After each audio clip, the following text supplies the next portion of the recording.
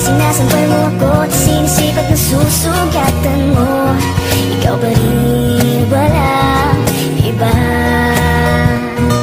Gusto kong makasama, walang iba.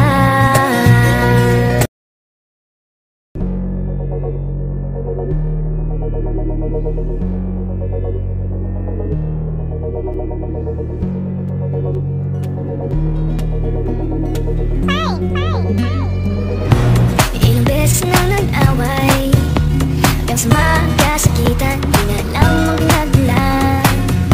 Pati maliliit na bagay na nabang uusapan, bigla na lang